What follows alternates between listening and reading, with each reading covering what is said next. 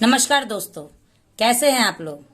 मैं संतोषी स्वागत करती हूं आपका आपके अपने YouTube चैनल संतोषी क्लासेस में। आज की क्लास में, आज की वीडियो में हम बात करने जा रहे हैं ट्रांसलेशन के बारे में। ट्रांसलेशन, ये सुन के एक बहुत ही लंबा सा थ्योरी हमारे सामने उभर के सामने आता है कि अब ट्रांसलेशन में ये करो वो करो। नहीं, कुछ नहीं करना है। आज का जो वीडियो है ये आप लोग के लिए बहुत ही इंटरेस्टिंग वीडियो होने वाला है, क्योंकि मैं ट्रांसलेशन आपको सिखाऊंगी, लेकिन एक ट्रिक के द्वारा। और जो ट्रिक मैं लेके आई हूँ, इस ट्रिक से वादा करती हूँ अगर आप इस वीडियो को पूरा देख लेंगे तो ट्रांसलेशन आपके माइंड से कभी नहीं निकलेगा। आप लोग कैसा भी हार्ड से हार्ड, इजी से इजी अगर लाइन देख लेंगे इंग्लिश के या हिंदी के, तो आप तुरंत उसको ट्रांसलेट कर पाएंगे।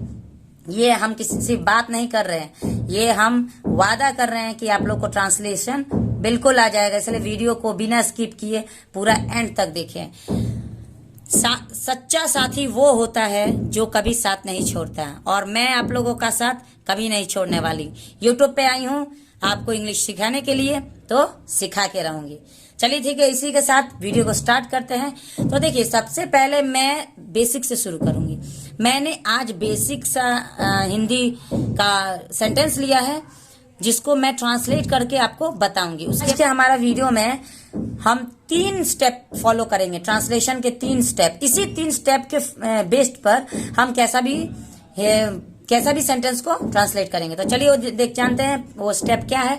तो सबसे पहला स्टेप यानी स्टेप नंबर 1, वो क्या कहता है कि कैसा भी लाइन हो, कैसा भी सेंटेंस हो, उसमें पहले हम लोग को सब्जेक्ट देखना है। जैसे कि आप लोग यहाँ पे देख सकते हैं सब्जेक्ट। सबसे पहले हम लोग को सब्जेक्ट ढूंढना है। तो इस लाइन में आप लोग सब्जेक्ट ढूंढिए। सब्जेक्ट किसको कहते हैं? कर्ता को, जो काम कर रहा है या कर रही है, उसको हम लोग सब्जेक्ट कहते हैं। मैं एक किसान हूं। यहाँ पे काम कौन कर रहा है? मैं कर रहा हूं। तो यहाँ पे क्या होगा कि सब्जेक्ट मैं होगा। तो मैं का इंग्लिश हम लोग सबसे पहले बनाएंगे। तो मैं का इंग्लिश आप लोग का क्या होगा? आई। ठीक है, आई। अब हम लोग क्या देखेंगे? वर्ब। अब एक देखिए, मैं सब्जेक्ट होता है, सब्जेक्ट कहीं पे भी हो सकता है, शुरू में हो सकता है, बीच में हो सकता है, कहीं भी हो सकता है। लेकिन वर्ब जो होता है, चाहे वो हेल्पिंग वर्ब हो या मेन वर्ब हो, वो हिंदी के सेंटेंस के सबसे लास्ट में होता है। ये आप हमेशा याद रखिएगा। तो हम लोग का काम क्या है? सबसे पहला काम है हम लोग को सब्जेक्ट निकालना है। उसके बाद से हिंदी के सेंटेंस का लास्ट में हम लोग को जाना है, सिर्फ एकदम लास्ट में। तो सबसे लास्ट में क्या है हमारा? हूँ। ठीक है, ये हूं हमारे लास्ट में है। आंख बंद करके समझ लीजिए यही हमारा वर्ब है। आपको वर्ब के बारे में कोई नॉलेज नहीं है, आप वर्ब के बारे में कुछ भी नहीं जानते, लेकिन आप ये समझिए कि ये मेरा स्टेप नंबर 2 है। पहला स्टेप है सब्जेक्ट निकालना, दूसरा स्टेप है वर्ब निकालना। वर्ब हिंदी के सेंटेंस के सबसे लास्ट में होगा। तो आंख बंद करके ढूंढ लीजिए कि ये हूं लास्ट में है। तो ये तो मैम ने कहा है कि लास्ट में होता ही वही मेरा वर्ब होगा, और वही वर्ब है, इसमें कोई शक नहीं है। तो हूं का क्या होगा? क्योंकि हम लोग आई यहाँ पे लिखे हैं कि आई के साथ हम लोग क्या लिखते हैं? एम।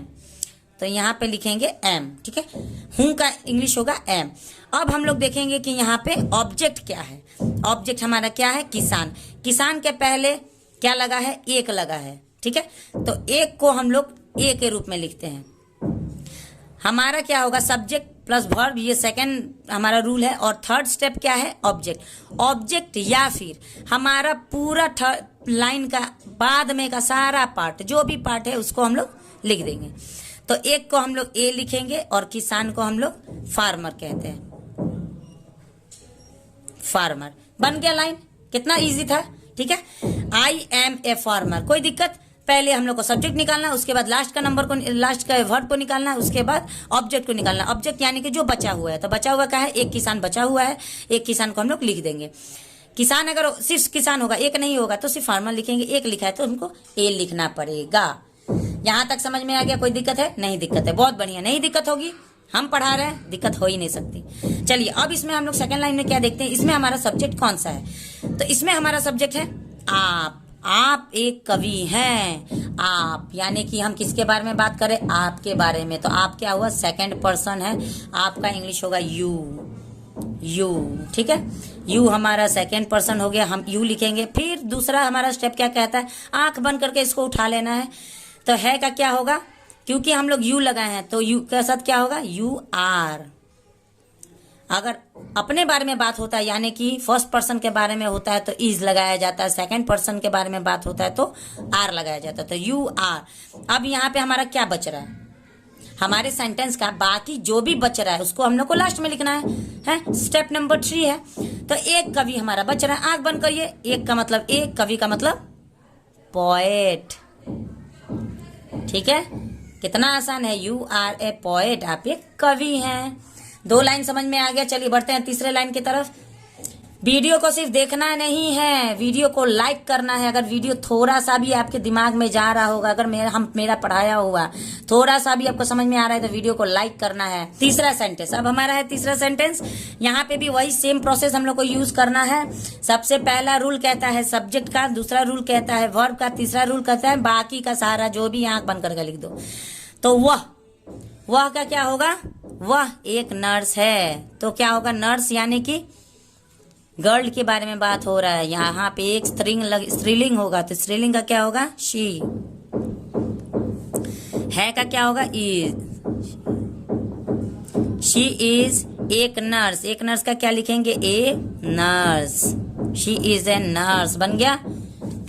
यहाँ पे 4 लाइन में हम लोग फिर देखेंगे तुम का क्या होगा, यू। हो का क्या होगा, यू आर एक नौकर, यू आर ए नौकर का servant, you are a servant. Very good, समझ में आ रहा है।